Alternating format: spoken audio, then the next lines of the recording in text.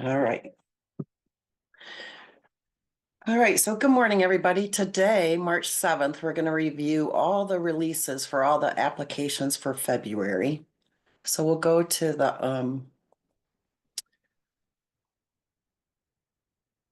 you can remember you can find this at the home page down at meetings and trainings. And then at the bottom of this page, you can find the recaps for this year. So I'm going to start, and then February.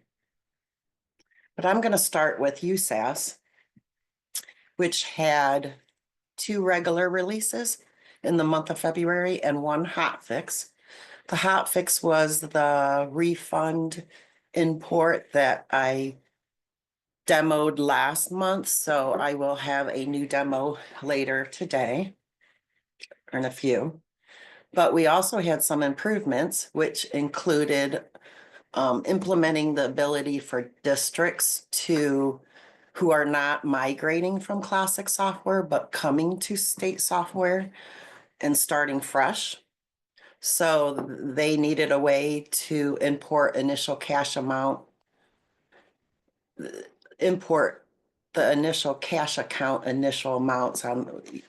And so now they have that ability with the CSV file. Of course, this is should be performed with ITC staff with the admin role. Sorry, my tongue is getting twisted this morning. Another update or improvement was for the same districts that are coming to state software. So with anybody who has that permission to create OPUs, we'll be able to use this new import option as well. And this will, let me show you, it includes a new import button from the OPU grid. Oops.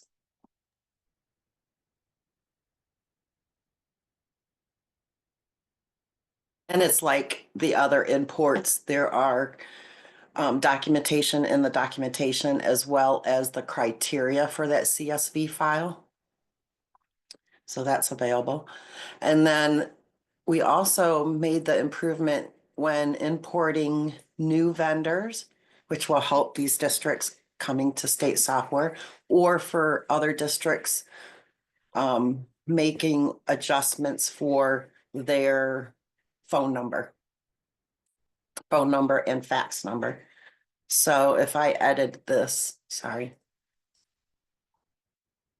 you can now update these fields by using the new vendor import option for updating. And again, in the documentation, there is the criteria. The process is the same as the other import options, which, like I said, I'm going to show you the refund import option. So it's going to go through the same process.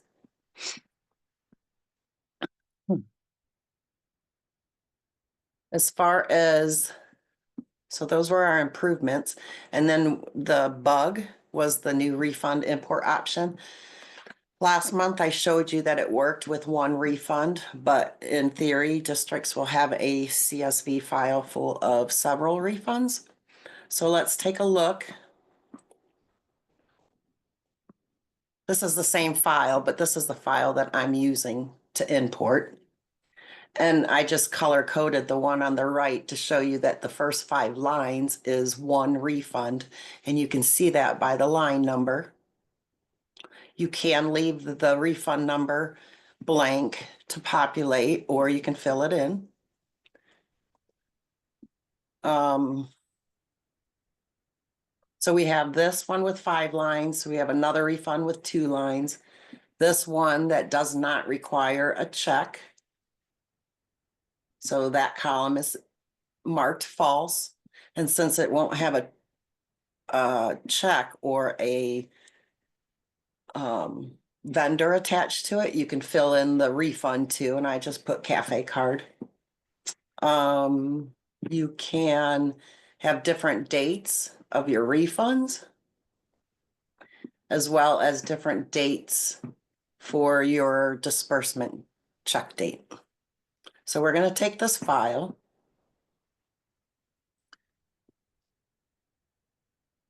and import it in from the refund grid.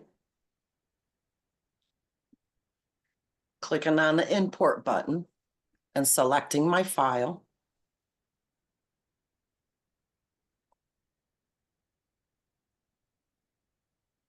And once I click load, it'll give you how many were successful, as well as creating a USAS load error CSV, which this says records loaded for.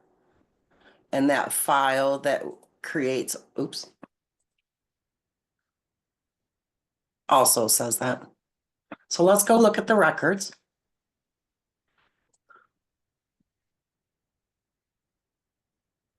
I'm sorry, what? Let me know if there's any questions. So we have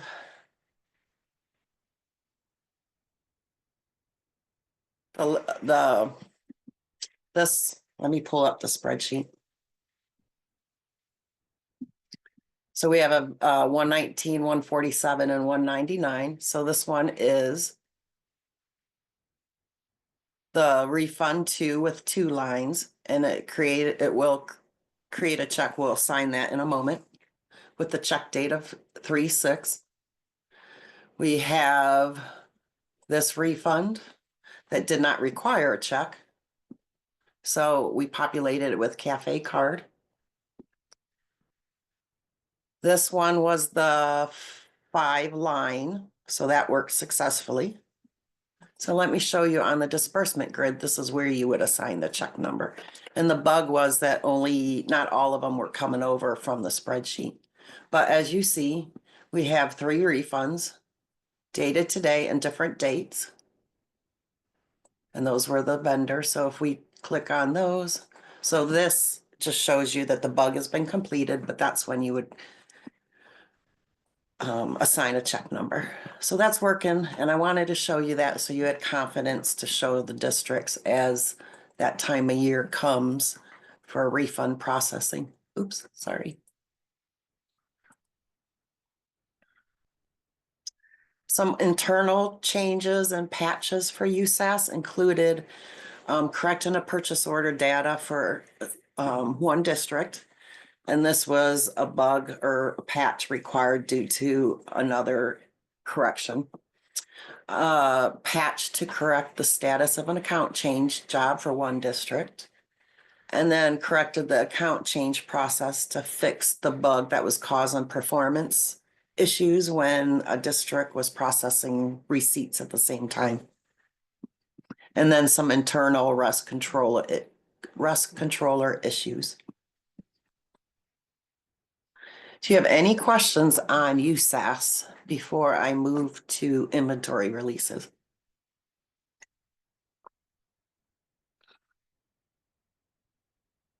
Okay, I don't see any, but please feel free to speak up if you do. Inventory releases, we had one, and that was the one that included another Rust Point endpoint that was updated so it's consistent with USAS, USPS, and the other projects. And then we had a couple bugs corrected. So, for example, the book value report was not sorting in the year-end bundle, but it was properly sorting in the on-demand normal report when the user runs it from the menu. So that's been corrected. The fund type sort perimeter in the book value report has been corrected. The transfer grid was showing, let me go to, so this is the transaction transfers, and so this is the transfer grid. And before, the transfer grid was showing the item's original cost instead of the amount that was used on the report. So now the transfer grid shows this column of transfer amount indicating the total acquisition amount for the item as of the transfer date. And then the original cost is consistent with the item's original cost field. And keep in mind, that could change if acquisitions are added after the transfer occurs. I don't see any differences here, though. Then we had a correction that affected the schedule of change and fixed assets by class report. And this is now correctly reporting items that both have an adjustment and an asset class transfer in the same fiscal year. So the summary report was not including the disposed items in the beginning balance, for instance, but the disposed items would display on the report, impacting the ending balance. So that's been corrected. Any questions on that? And then along with that, there was a correction with the same the change in fixed assets report and the schedule of change in depreciation reports.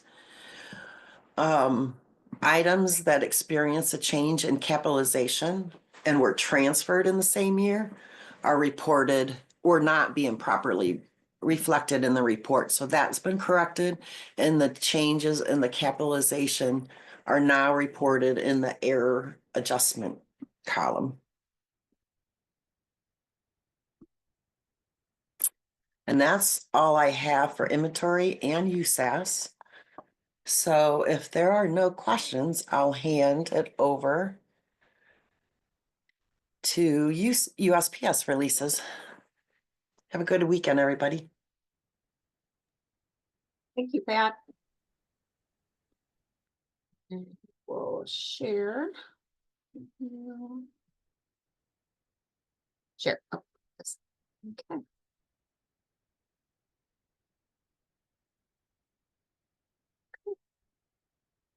Welcome to the payroll side of the releases for February.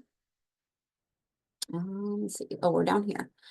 We had two regular releases, one on February 14th and then one on February 28th. So the first thing I'm going to go through, I'm going to move down here to bugs first. The first one was the EMIS employee report and the auditor of the state report.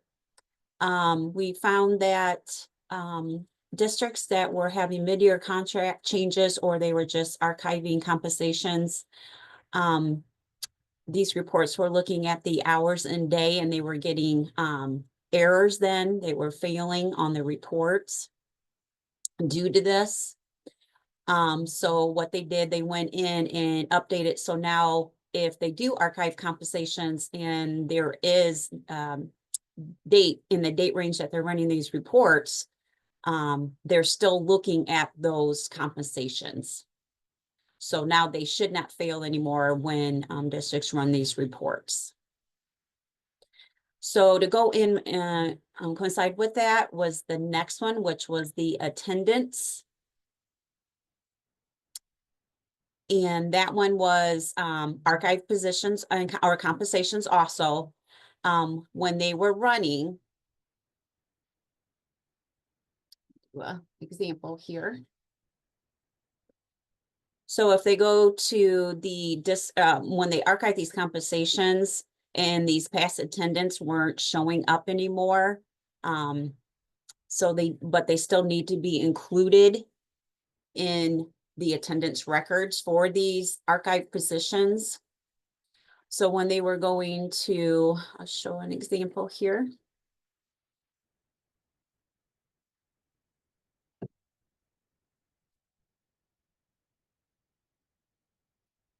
So this employee has two unarchived positions. And if you go to attendance for that employee, and we create one, you can see that they still show the two.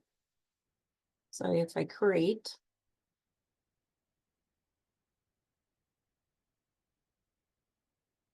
okay. So now it's still showing. So, but now if we go back and archive that position.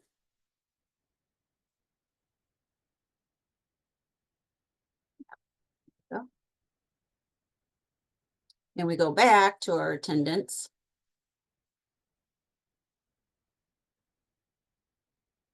You can see it's still showing. Before it was being deleted out, and then the only one that was showing was the archive position, and that was causing issues when we were running certain reports that were looking for those hours and days. So now, but if they try to create one, it does not show. So they won't get messed up on it's still showing that archived position in that drop down. So when they're trying to create new ones going forward, they won't see that. So they won't accidentally select the wrong one. It's just that it's the previous ones that they saved already will still show in the drop down. Okay. Next one.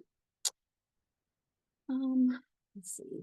Let me see where this is here. Okay, next one was there was a district that had an employee that had two SERS annuities, two 590s set up. For one was supposed to be a buyback for SERS and then the regular annuity. When we introduced the release on 2025.0, the 7124 issue, and added all those new warnings for missing retirement payroll items, when the district ran their next payroll after that, it came up with an error here where they're on the pay report for that employee. And it didn't show anything for that employee. So what we found was that this employee had two SERS annuities, 590s set up. And what we had to do, once we found out what they were trying to do, we told them that they needed to make a new payroll item configuration with the correct SERS buyback annuity, and stop the payment on, or stop date on the other one. And once they did that, then the employee flowed into payroll correctly. So again, if you do have employees that are going to be have to do the buyback for STRS or SERS, if it's pre-tax, then make sure they're using that SERS buyback annuity and new payroll item configuration. Now, if it's post-tax, then they're going to want to use a regular payroll item configuration type should be used. And again, they should contact the retirement STRS or SERS to make sure how is it supposed to be taxed before they do that setup. The next one was, oh, and with that, when they did that, we had new warnings added to the payroll error report. So now, if they do have multiple active SERS payroll items, we do throw a warning out there on the payroll error report now. So this can be caught if by mistake, maybe they set something up wrong, so they can catch that. So now that goes for SERS payroll items and the employer and the SERS annuitized and employer. Okay, so those were the bug fixes. Moving on to improvements. The W-2 error or W-2 report, we added a new format option under the submission version of the report. So if you go to reports, W-2 report and submission, and the submission button. Now, if you go to report, you can see it's just format, but if you go to submission, you see this format for summary reports only.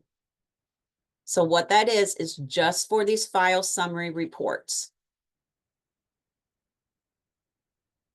And you get three options, your PDF, comma, CSV, and plain text. So when you run those file summary reports, I ran a couple here.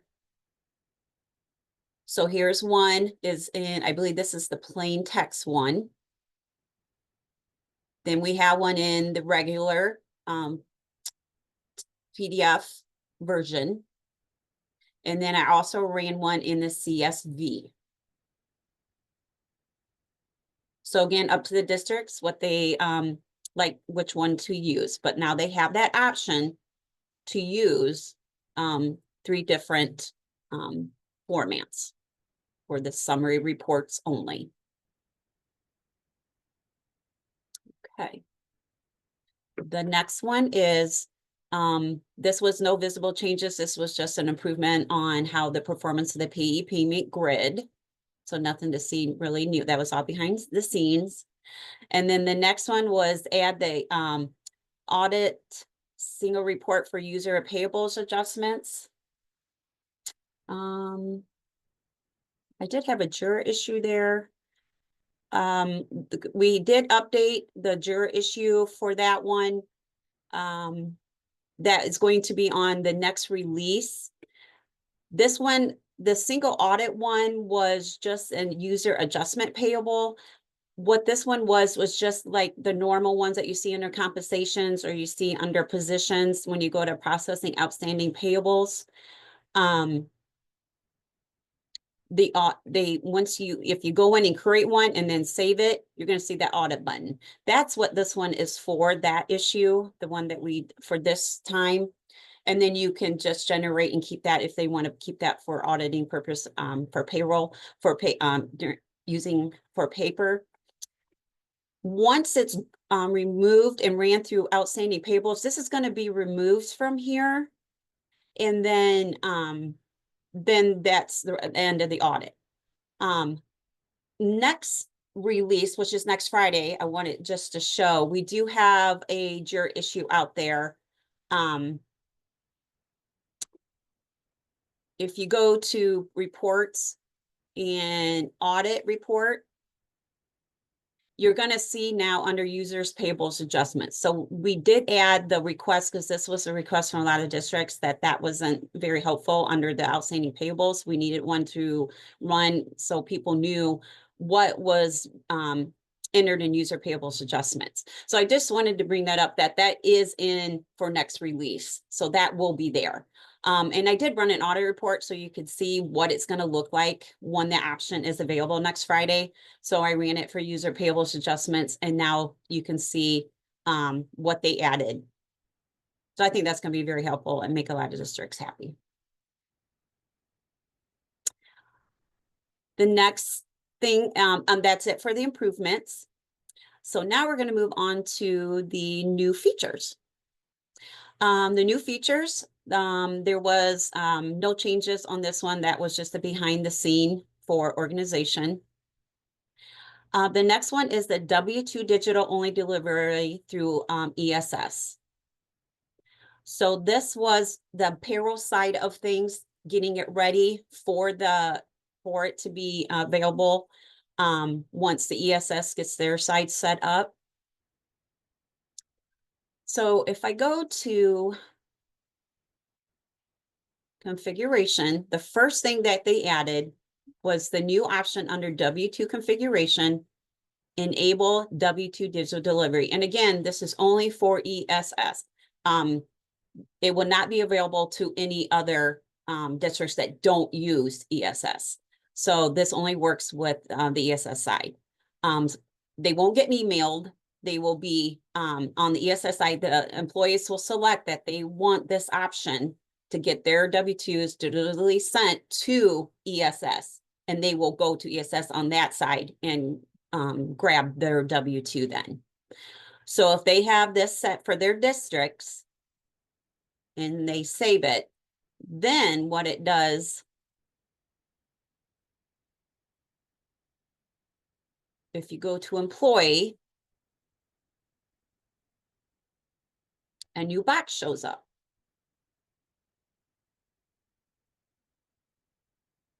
Which is down here at the bottom.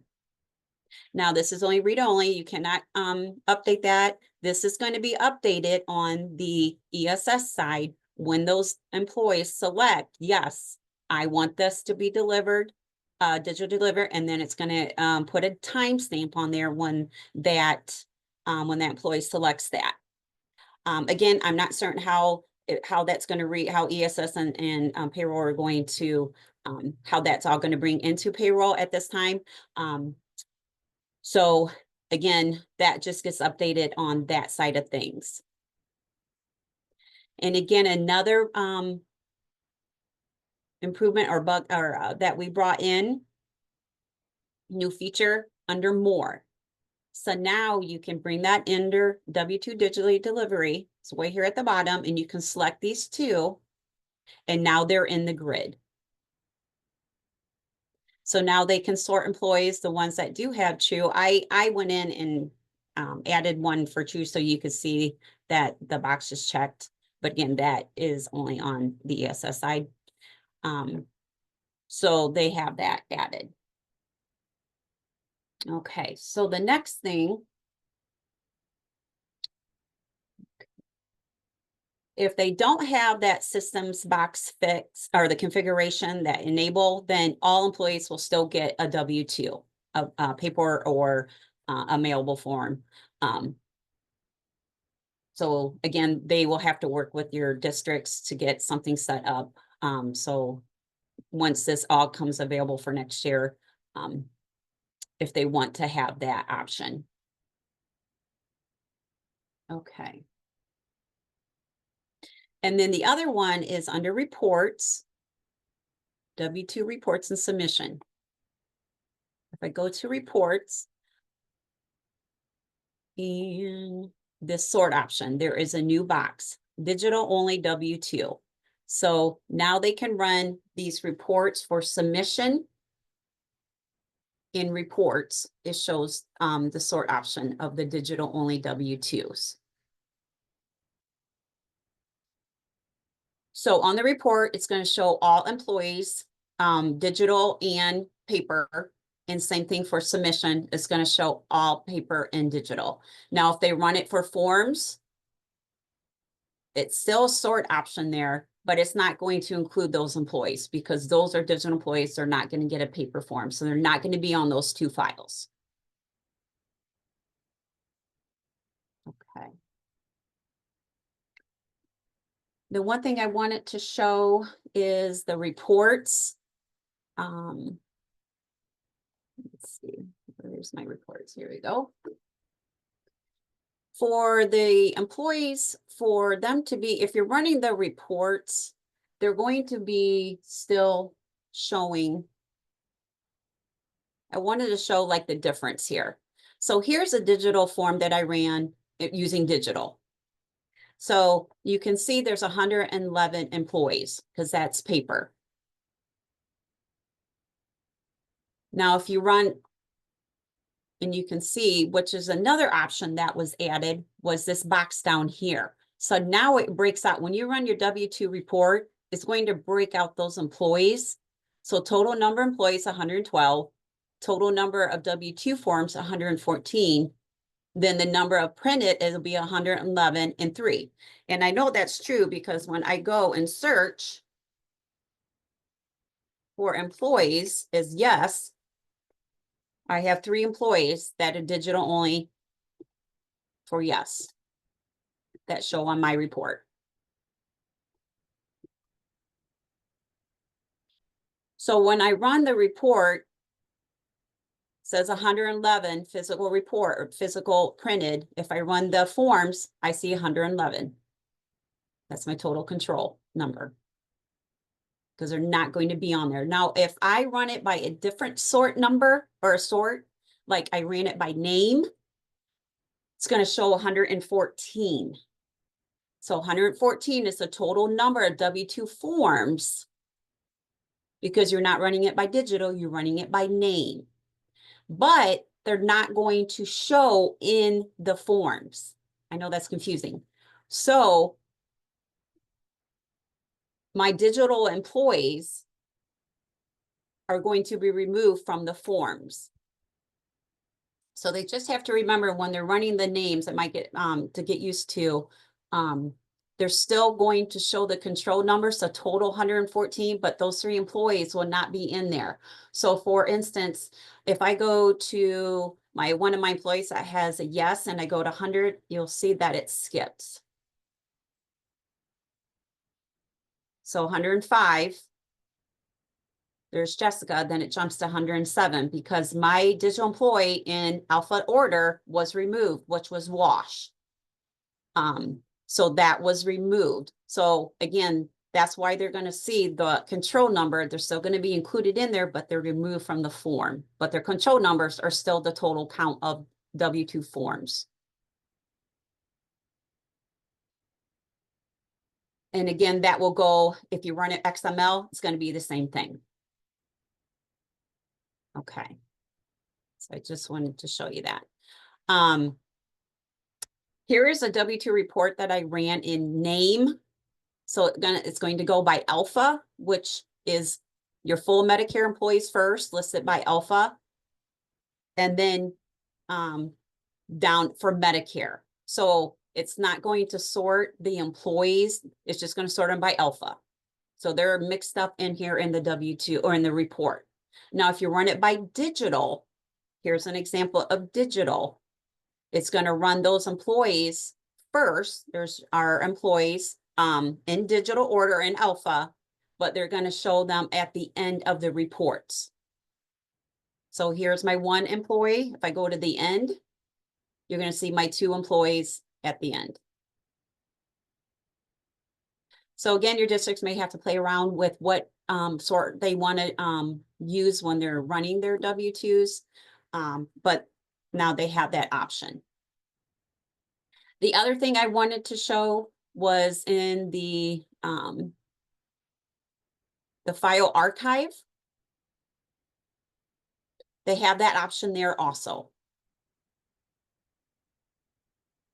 Maybe. Well.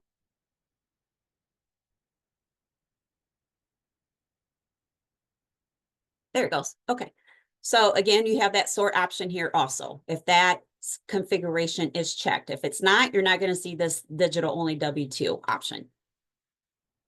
So if you go ahead and run that and you go to file archive then for the W-2s, just wanted to show you, it's going to show everybody that has a form first. Then at the bottom, it's going to show those 3 employees if you run it by digital only.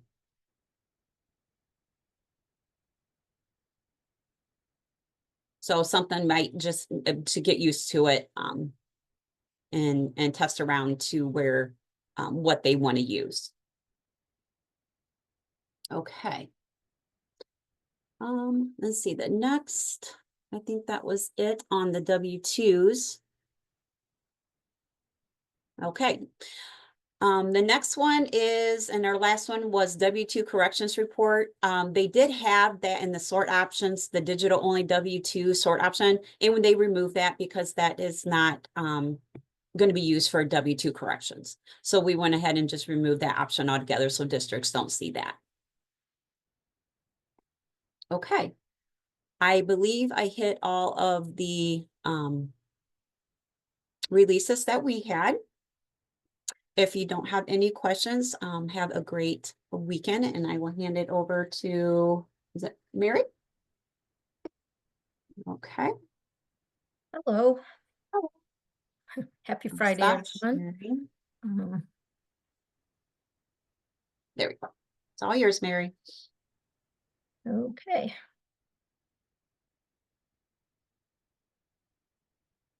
So I'm going to be talking about employee self-service releases. Are you able to see that screen? Yep. Okay, perfect. We had 2 regular releases and 1 hot fix. I will go ahead and go down the line through the new features first. And they started doing the grids user preferences and to be able to keep those on the screen for each employee. So you will be able to do that as well on the rest of these grids. And the first grouping is for the ASOP data import grids. And there was 3 of them there, the employee, the school, and the absence reason. There are 6 of them on the synced data grids for ASOP. And you can see those here. They also added the user preference for timesheet, exported leave history, blackout date, announcement, and leave analysis grid. And I will go ahead and show you one of those. I know Michelle demoed this last month. If I go here and then go to leave management, I will take a look at the blackout dates one. And if I wanted to, move my enabled column over to the left, just because that's my preference, I can leave this screen. Go here and then come back. Oops. At some point it should go back to users. There it goes. Blackout dates again. And you can see that my flag still stays here in the second column where I moved it to. So that's how all the other grids would work as well. Then we had more new features. The first one was that we added the submitted timestamp to the leave request approval grid. And that will allow the approval, the ability to evaluate the staff requests when they're submitted. That was requested a while ago. So let's go look at the leave approval grid, and I will have to switch employees here so you can take a look at that.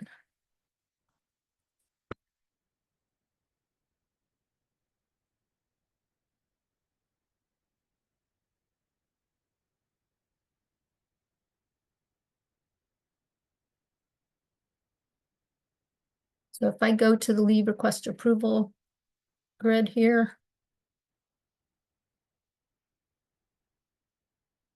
we now have this column here. It's the date submitted. And there is a limitation on this column. You will not be able to sort by that column.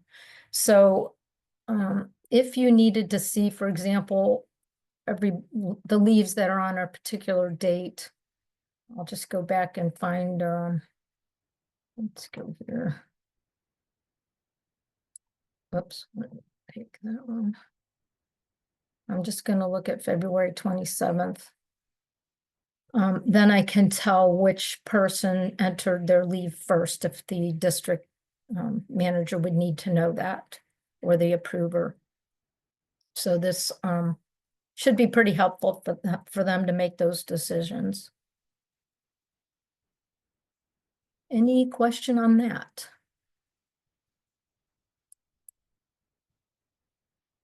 Okay, we also have a new column on the users grid to allow for the search on the roles, and this is my most favorite one.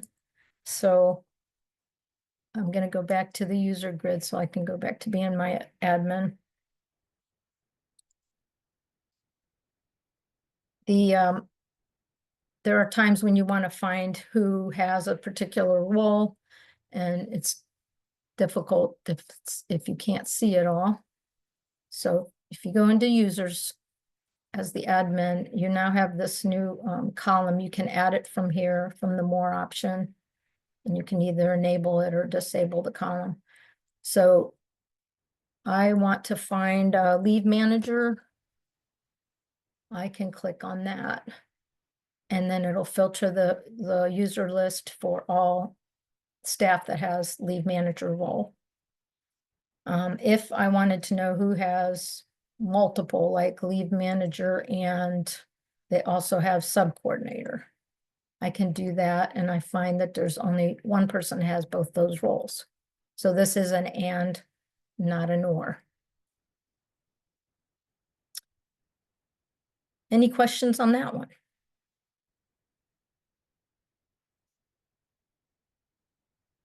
Okay, and then I can go on to the next item that was new, and that is a new export leave request report. And this one will include the staff name, because that was something else that was asked for. So if I go into leave management,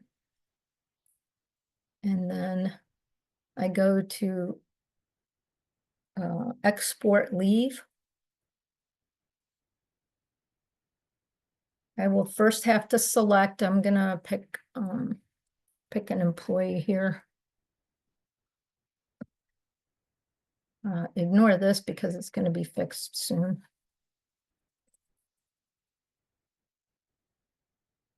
And I'm going to add that person to my selection. And now I have all the leave here for Brianna. I'll pick, these are going to be the ones I want to export. And this report here has been there, and it is the export for USPS format. So if you wanted to upload the information into USPS, you can. This one here is the one that's new. And I will look at that report.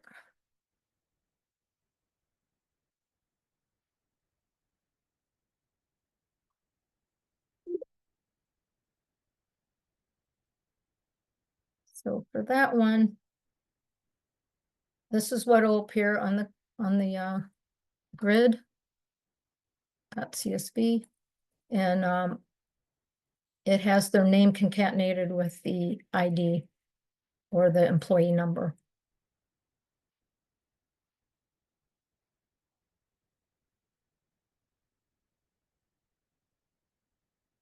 Okay, I'm going to go on to the next item, which are the improvements.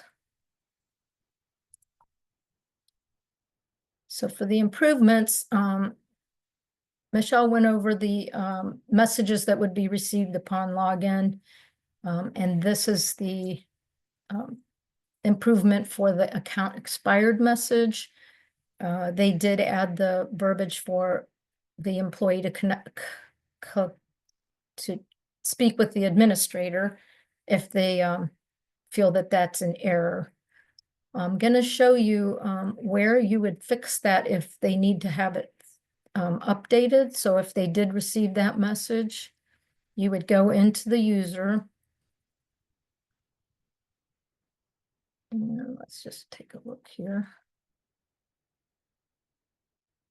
Okay, Brandy does have an account expired and date in here. So to fix that, you would either remove this date or extend it out into the future. So you'd have to go in and edit. And I can change this then to, let's just say we're only going to keep her through June. She's a contract person that, you know, is not going to be there. When you do that, then they will, and save it, they will be able to then log in.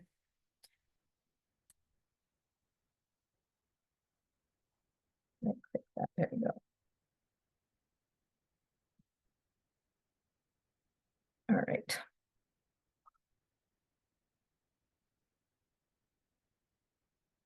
The next item is that the employees now have a way to save their calendar filters. And if they want to use that, they'll have to remember to click on apply filters. So if I go in here, well, I would have to log in as a user again. So when you go into the calendar area, my leave calendar, since I'm the admin, it's not going to let me do that. But they would be able to filter for just sick leave if they wanted to take a look at that, or a particular position. If they have multiple positions and they want to see their calendar with just the one position on it, they're able to do that. Then they can apply the filter and it will show them just that. And then if they want to go back to reset the calendar, all they have to do is clear the filters, and then they click on apply filters and it will clear that for them.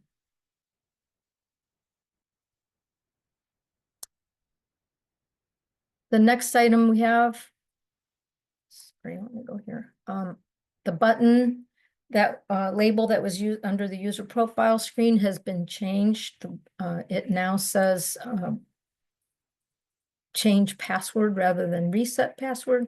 So if the user goes into their profile and they want to change their password, they can do that right here. I think the reset was a little confusing for some people, so they did change it to that.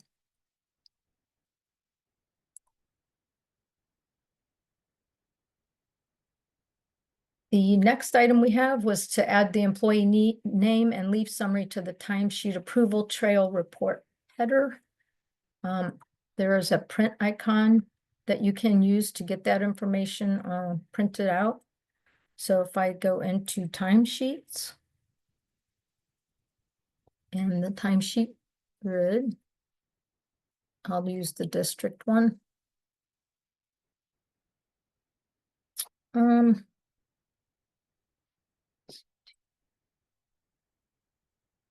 I will pick Susan.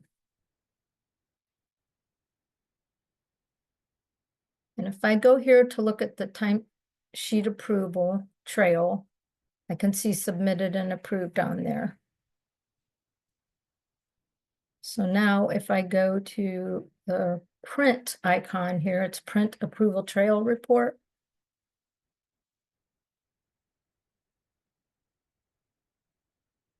I can see that her name and the period of the report is on, her pay period is on there. And the same two items that were in the approval in the audit trail are on this report as well.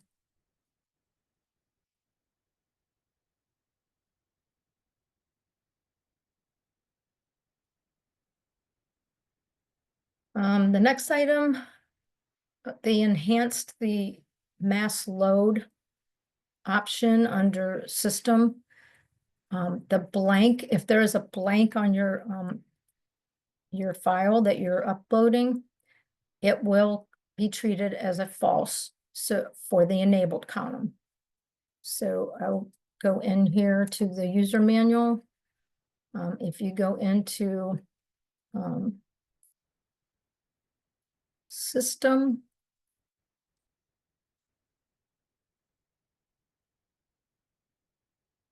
and then you go to, well, mass load. There's also this user import criteria, so we'll take a look at that. This is the file layout that you would use to do the mass load. But this field right here, the enabled, if you want to enable the employee or not, is either set to true or false. And it was causing an issue if it was blank, so they enhanced this upload to change it to false if it's blank. Otherwise, it would be set to true if you have a true in there.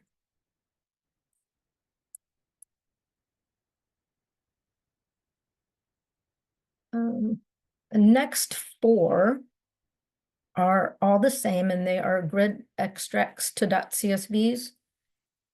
So you are able to do that now from these four screens. If I go into district leave, oops.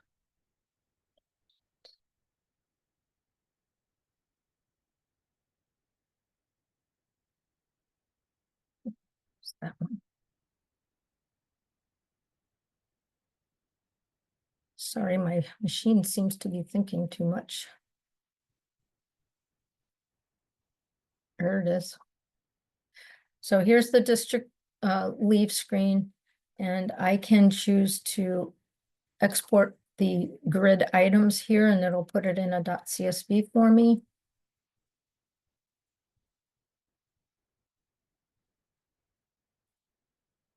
And then the district can do whatever they want with that when they're evaluating what's happened with their requests. So if I do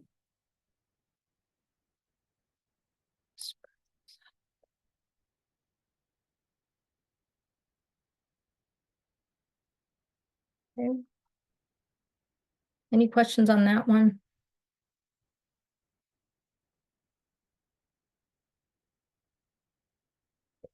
Next item.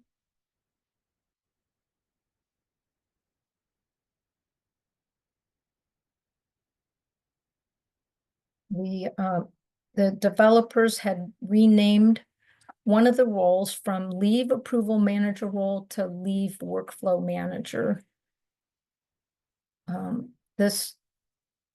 makes it a little more clear that this is the workflow role.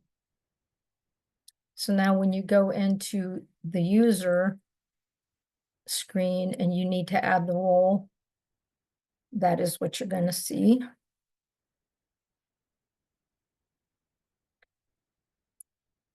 So I'll show you that.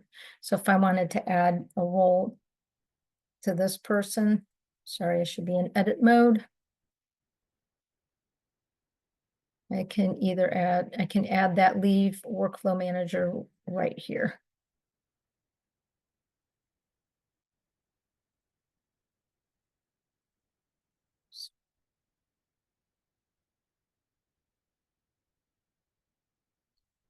Okay, the next item. Add exported timestamp for the leave requests to the leave request approval trail. So I think this will be helpful for trying to figure out whether a leave has been exported or not. I'm going to look at the leave requests again here.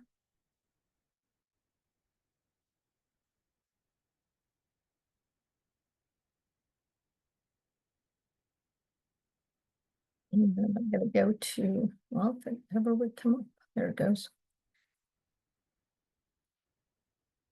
So if I'll have to find someone who is exported here. Let's go to Dean.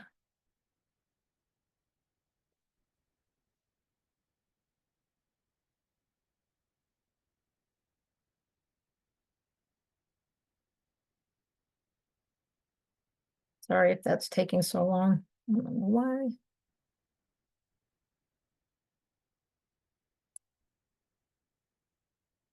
There it is. I'll take a look at Susan's, and if I go to print her export, should show on there.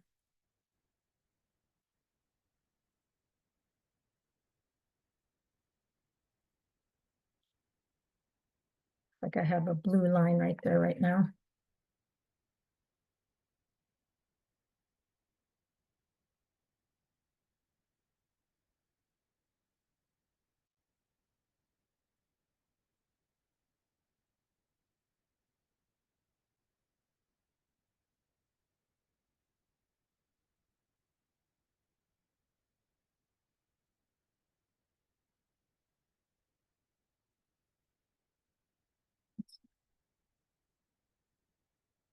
Apologize, I'm not sure why it's doing this right now.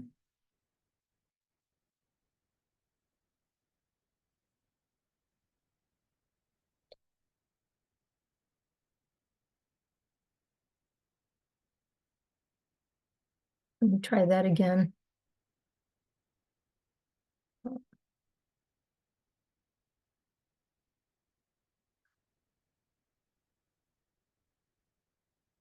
We're going to take a look at it real quick first. Leave request approval trail, and it shows the submitted, approved, and exported. And then I'm going to try to print that again.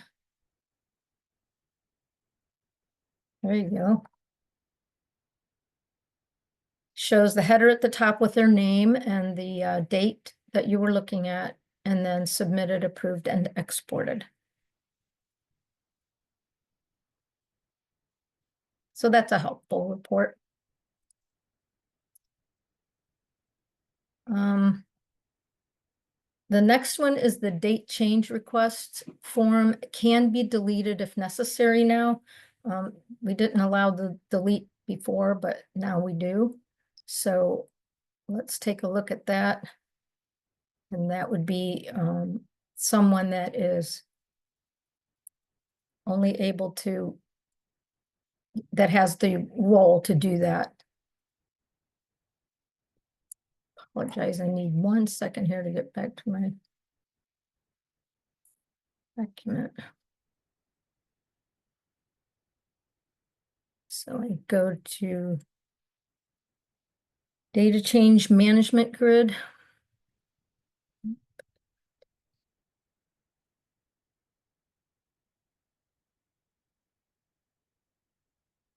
Right here.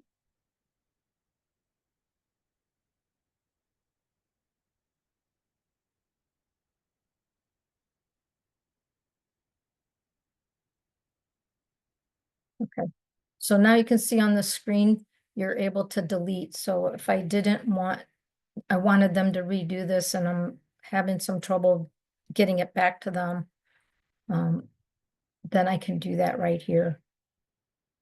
And just click on the delete and it will ask you if you want to delete the form to make sure, and then you just click yes and it will delete it off of the grid. And it's gone.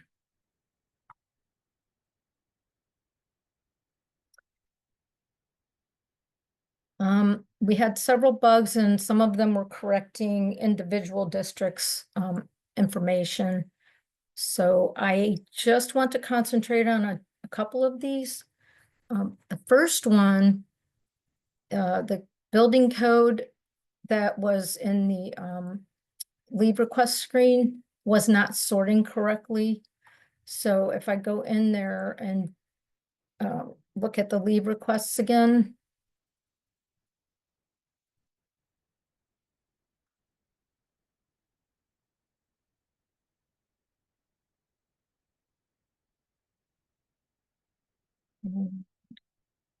See, still in the data change form. Sorry, this is taking so long. There it goes. If I look at this building code, you can see that it's not sorted and you were not able to sort it correctly in the right order before. So now when I sort it, it'll put the correct order in. It'll start with the 0 or the blanks and then go down through. And I apologize, I'm not sure why this is going so slow. Marcia had a question about the delete of the data change form. Here's the correct order for that building code. So Marcia, I'm not sure. I will check on that and get back to you whether it notifies the employee or not. Larry has a question regarding the export timestamp. Will that occur if the leave came in through ASOP, since there aren't any audit trail entries for an ASOP generated leave request? We discussed that on the sprint yesterday, and they are going to create, they are going to discuss it. I'm not sure what the resolution is going to be. And as soon as we find that out, I'll let you know. I know what Larry's talking about. If it comes in from ASOP, we don't have an audit trail for the leave requests because they're not approved and initiated inside of ESS. So there is no audit trail, but since they're being exported out from ESS, the district would like to see that on the audit trail. So they will discuss that between them and let us know. As soon as we find out something, I will let you know. Thank you, Larry and Marcia. Okay, so this was the bug that was fixed for the code. Now I'm going to go back into the recap real quick. And my next one was about the hot fix. And when you were canceling a leave request, it was hanging up, and this was a couple tickets that we had on that one. If the supervisor was, what they found was that if the supervisor was deleted from the user's grid, it would not allow you to cancel that request or make any changes to it. So they fixed that issue. However, we do recommend that you disable the user rather than delete them. So you can do that, and I'll show you where, so that they stay on the user grid. but they wouldn't be able to log in or do anything.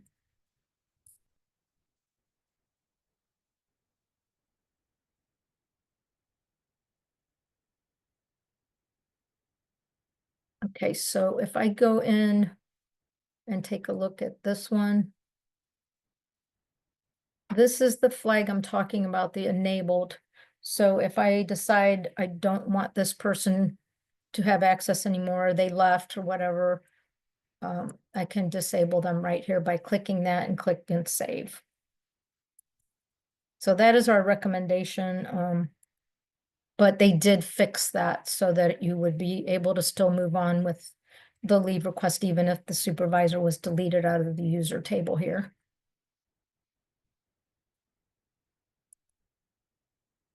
And there was one more bug fix. Well, it wasn't really a bug fix. It's actually a patch internal type of thing that I wanted to talk about. A lot of you have asked for an audit report similar to what's in USPS and USAS. So they are working on that right now. I don't have anything that I could show you, but they expect it to be on the 2025.4.0 release. So I thought you all would be happy about that. That's all I have. So if there's no more questions, I will pass this back to Michelle.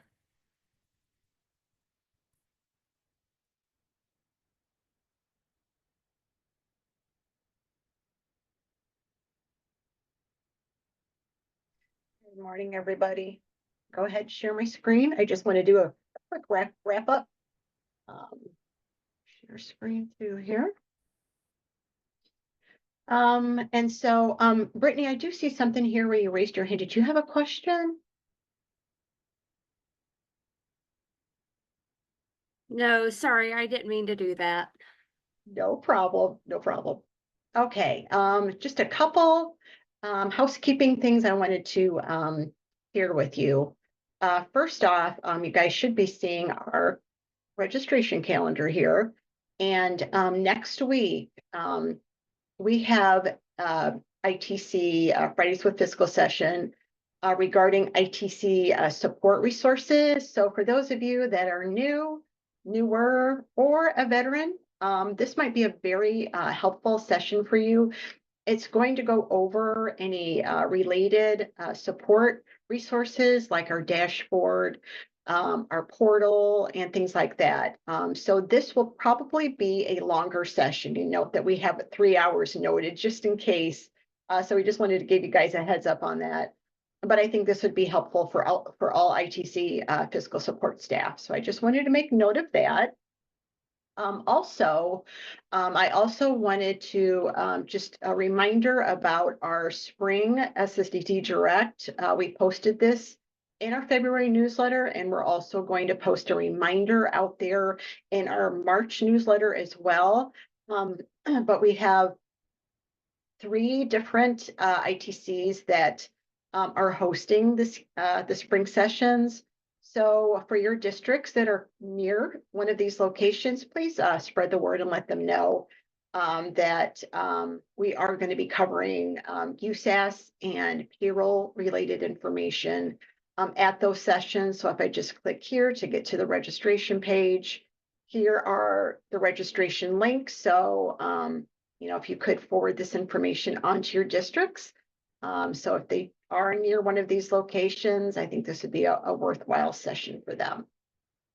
And the last thing I wanted to mention is we are going to be at the OACN United, and we're going to be covering a couple sessions. I also included a couple sessions that other sessions that the Management Council is going to present.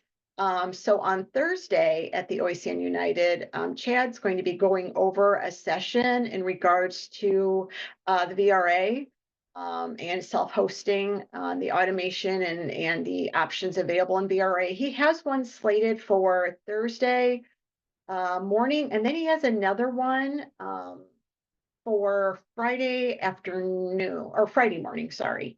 And he's going to be talking about, I think, more about self-hosting, and he might go into VRA in there as well. So I wanted to bring those to your attention, as well as the SSDT is doing 2 sessions. We are going to be covering just an ippy dippy, and we're just going to be, basically just talking about the upcoming ippy dippy application, a little bit of a preview of it, and just discussion about it.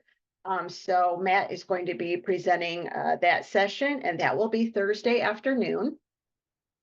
And then we are going to be covering Document Store as well. That has not been released yet, and I don't have an actual release date. But if it isn't released before this session, this will be taking place Friday morning, probably first thing. Matt's going to be covering Document Store well and giving you more updates on that. So I just wanted to share that information with you guys. See if you guys have any questions in regards to that. Okay, don't see anything. All right, so I just wanted to bring those things to your attention. We thank you guys again for attending today's session. Hopefully seeing all these updates are helpful for you, and we will see you guys next week. Take care. Have a good weekend.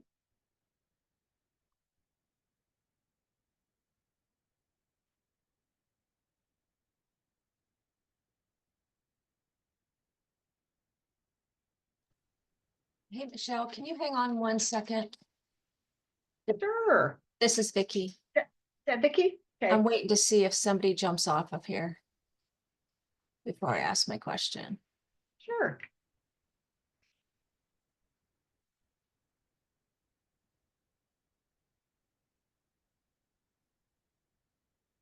I just noticed that one of our district staff was on this meeting.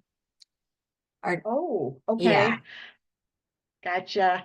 That happens every once in a while, and I usually send them a message, just letting them know what these sessions are about. So if you want me to do that, I most certainly can. Yeah, what the name that I saw was Becky Clark. Okay. And I know she's at Southington, but I'm not certain that it's, there could be two people with the same name, and that could actually be an ITC staff. So I don't know if you can see the email address that was registered with that. I can. Yeah. Okay. It would be becky.clark@southingtonlocal.org. Okay. Yeah, sometimes I take a quick look, and I didn't do that this morning. So yes, we for sure. I'll send her something and just let her know. So Okay. okay. All right. Thanks, Michelle. You're welcome. Bye. Take care. Bye-bye.